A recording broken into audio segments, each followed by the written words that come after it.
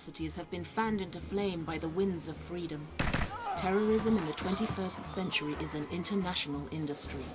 Money and expertise flow freely through the global computer nets, and every type of weapon imaginable is available on the black market of the Third World.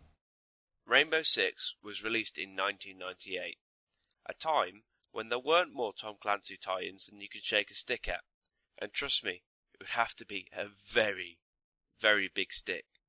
I mean, really, milked is an understatement. First, there was Rainbow Six, then Rainbow Six Eagle Watch, Rainbow Six Rogue Spear, Rainbow Six Rogue Spear Urban Ops, Rainbow Six Covert Operations Essentials, Rainbow Six Rogue Spear Black Fawn, Rainbow Six Lone Wolf, Rainbow Six Free Raven Shield, Rainbow Six Free Athena Sword, Rainbow Six Free Black Arrow, Rainbow Six Free Iron Wrath, Rainbow Six Free Lockdown, Rainbow Six Critical Hour, Rainbow Six Vegas 1 and 2, Rainbow Six Shadow Vanguard being the last one. 15 sequels! 15! So, is the original Rainbow Six any good? Well, honestly, for a game of its time, that defines a new genre in FPS, it sets the bar fairly high.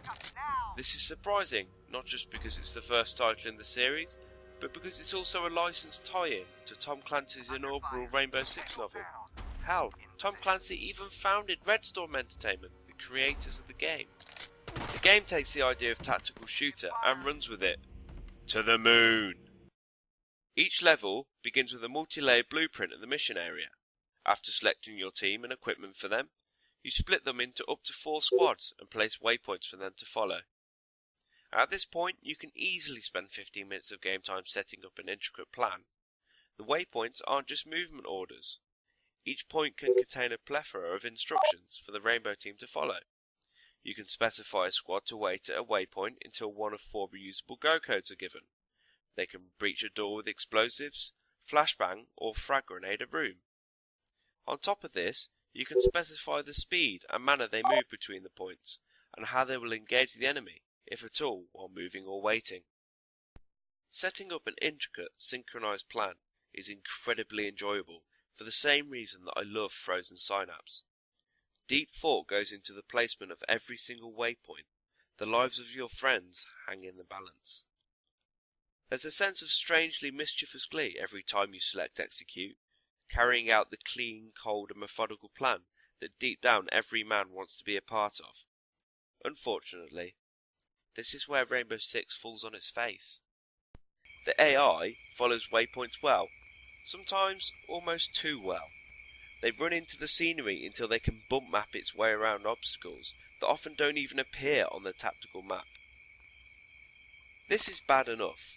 A team lagging behind can leave you with your arse in the wind. A room that should be cleared, being unexpectedly full of terrorists, is a nasty, sometimes game-ending surprise, for example. Add on to this that the go code system will occasionally be on an indefinite hiatus. Again, this is a case of the AI being too stringent and rigid. Asking a team to breach a door when they have no explosives results in them staring at the door, presumably willing it to explode with their minds. Indeed, even after opening the door for them from the other side, after killing all the terrorists they were supposed to kill, they remain gormless and confused. Apparently, the only way to remedy this in-game is to call upon a go code for a later waypoint. But this instantly desynchronizes your carefully laid out plans. Occasionally, there even appears to be no real reason as to why a team won't follow orders, which is infuriating to say the least. This could all be mitigated by the ability to give your teams new orders in mission, but it isn't. Even when you find your plans running smoothly, you'll find yourself looking for the cover me or advance command, but all in vain. But maybe I expect too much of a game made in 1998 that broke a ton of new ground in the FPS and realism genre.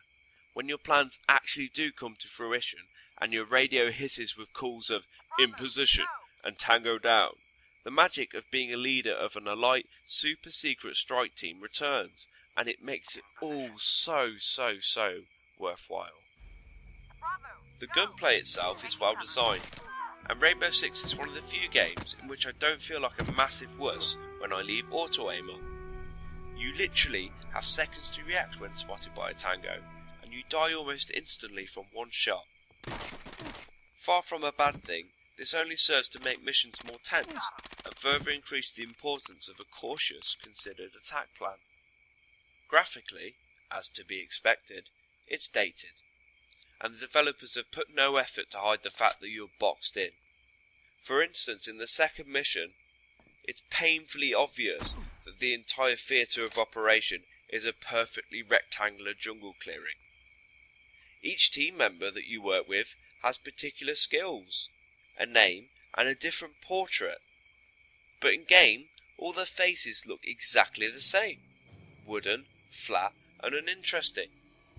Due to the aforementioned bugs and the withering of age, it's hard to recommend this game to anyone, but we do have a wealth of sequels to choose from, and if they're any bit as good as the original, with all the bugs removed of course, I have a feeling I'm going to lose hours poring meticulously over my plans after each mission, working out how exactly to save every hostage, kill all the terrorists and come out with my team intact. Because let's face it, if you've been watching the gameplay while I've been reviewing this, I'm fairly terrible at this game, and I'm usually the only one standing at the end, if at all. So if you've never played a Rainbow Six game, I'd recommend you go and do it. Maybe don't play the original, although, if you're into sadomasochism, maybe play the original.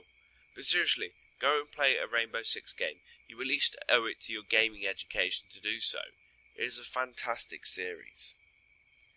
Thanks for watching this, guys. I hope you've enjoyed it. I hope I've inspired you to go play Rainbow Six. If not, well, who cares? I don't like you anymore.